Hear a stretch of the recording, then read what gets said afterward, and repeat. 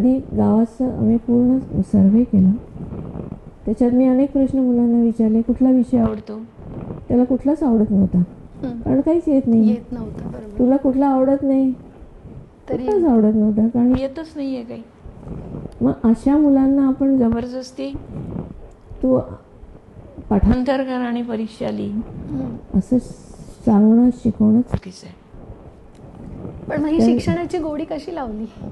आपोआप लागते. जेव्हा परीक्षेचा धाक नसतो ना तेव्हा मुलांना ती आपोआप लागते. कोणी टीचर रागवत नाही आहे, मारत नाही आहे, आणि होमवर्क का केलं नाही म्हणून पूर्ण वर्गात त्यांचा अपमान होत नाही.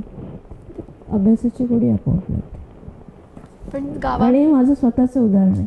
मलाही शाळेत काही फारसा अभ्यास आवडायचा नाही, कारण मला हेच प्रश्न पडायचे ते हे सगळं का शिकतोय. नाही, अकबराची जन्मतारीख एका दिवसाने मी चुकीची लिहिली म्हणून मला 0 मार्क्स मिळाले.